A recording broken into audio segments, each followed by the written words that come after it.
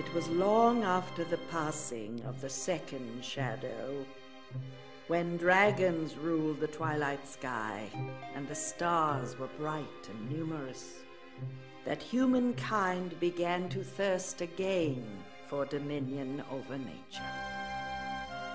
Their weapon was industry, and they wielded it with confidence. One by one, the mysteries of light and darkness fell before the engines of progress. Whole nations came to believe that nothing lay beyond the power of their own arrogance. Competition was fierce in those productive days. Skilled labor became a valuable commodity, and so the tradespeople of the land banded themselves together to promote their common interests and to protect their secrets. These professional societies swelled in power as their membership grew.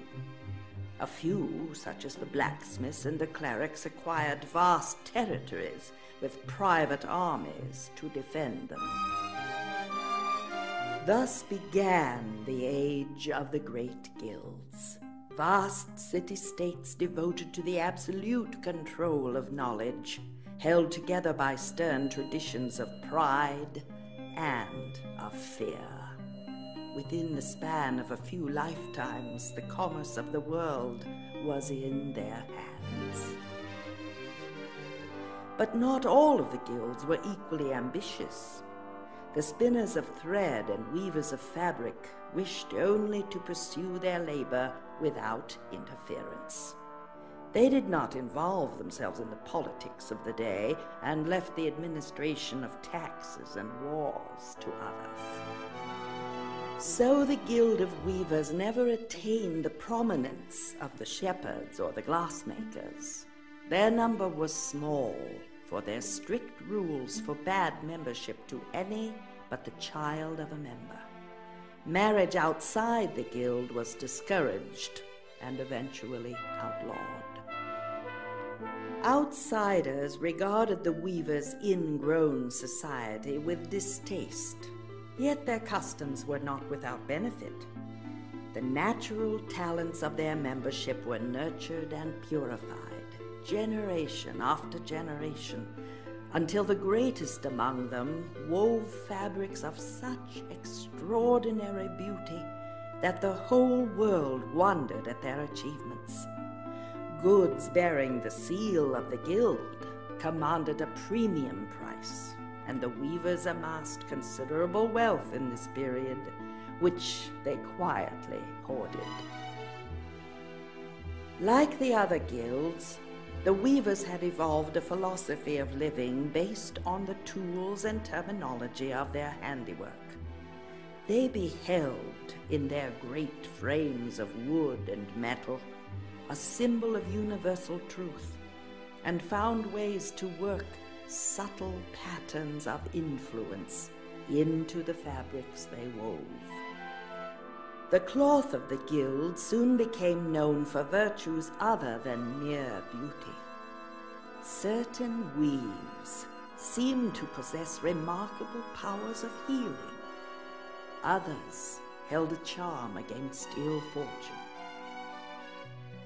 In the fullness of time, the art of the weavers transcended the limits of physical cloth. They abandoned the flax and dyes of their ancestors to wield the very stuff of light and music, and spun new patterns directly in the fabric of reality. The ignorant looked upon these works with fear and called them witchcraft. Many of the guild were persecuted. A few were hanged. To protect their heritage, the weavers expended a small fraction of their wealth to purchase a rocky island off the mainland coast. They packed up their spindles and skeins and shuttles and retreated from the company of men to refine their arts in solitude. Many wars and plagues followed. Mighty guilds fell into ruin. Others rose to surpass them. The exhausted world all but forgot the humble guild of weavers, and few found reason to visit their home, an island of mystery, shrouded in perpetual mist, shunned by sailors, which ancient maps call Loom.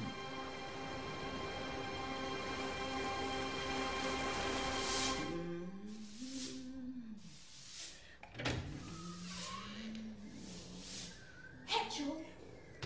Lady Signa. Bless you, child. Out of bed so soon? What brings you? I wish an audience with the elders. Look at you, pale as lace, and your hands trembling. Sit down. The idea of coming this way alone. You wouldn't be up and about if I was still midwifing. You can be sure of that. Now, what's this you say? An audience? I must speak to them, the elders, at once. The elders? I see. Concerning... A matter of importance. Please, Hetchel. An audience? Oh, my. Wait here. Old Hetchel will get you in.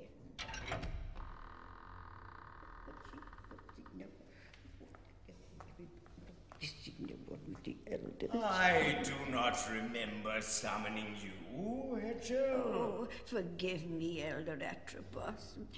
Lady Signa is in the antechamber. She desires an audience. Now? So late in the afternoon? The girl is not yet recovered, Your Reverence. Yet she comes alone. I will speak. Signa. Elders, hear me. I cannot remain silent. That much is obvious. Lady Signa, we are grieved to hear of your loss. Do not grieve on my account, Elder. Save your sympathy for the rest of the guild. I am not aware that our guild is in need of sympathy. How many more babies must die before the guild will earn your condolences? That is no way to address an elder, young woman. Is it not? Then give me the words, Elder Lachesis. Tell me how to express my anger. Anger does not become you. Calm yourself, child. Tell us what it is that troubles you so. Our seed is barren, Elder Clothos. We have lived under the rules of membership too long. Most of our children are born dead. Many that survive are monsters beyond hope. Our numbers are failing. Less than a score of us remain, and all in the name of rules written in ignorance, obsolete 1,000 years. The same rules that distilled our not inconsiderable talent. What purpose will our talent serve when there is no one left to practice it? The same purpose it serves now, Signa. The fulfillment of the pattern. That is our only purpose. You speak of the pattern as if it were our master. But the long tapestry speaks of a time when we were the masters. Please, elders, there is power in the loom. So, it is power you seek. What would you have us do with this power? Use it. I beg you, Elder Clothos. Use the loom to end our suffering and bring life and health to our children. The changes in the pattern would be trivial. Any one of us could work the thread. All we lack is courage. Do you make this request on behalf of the guild? Or on your own behalf? Both. Signa, it is true. The great loom holds the power you seek. It is also true that our ancestors wielded this power freely. It may be that they understood the pattern better than we, or perhaps the threads were easier to grasp in those simpler times. It does not matter. We dare not tamper with the pattern now. Its subtleties have passed beyond our understanding. It is all we can do to observe our destiny in its fulfillment. You ask for a miracle, Signa, but we are not gods. We are interpreters. Interpreters? You are nothing but caretakers. How can you squander the heritage our ancestors gave their lives to preserve? Your pious hand-wringing mocks their devotion. Who are the weavers now, and who are the woven? Enough! I have tolerated your hysteria out of sympathy for your bereavement, but I cannot allow you to utter blasphemy in the presence of the loom itself. You will return to your tent and forget that this conversation ever occurred. If I hear of it again outside this chamber, you will suffer the penalty prescribed to all who defy the will of the elders.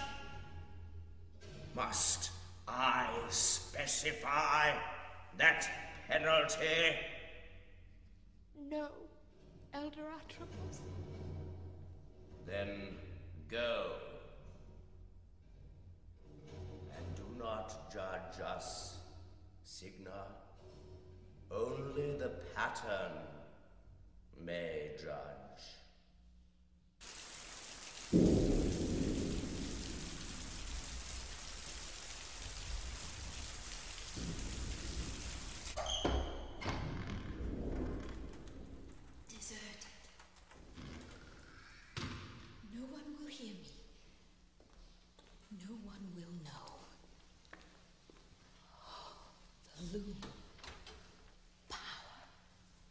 The elders are afraid to use it. I am not afraid. Oh, the colors in the pattern. Dancing. The shadow of rainbows.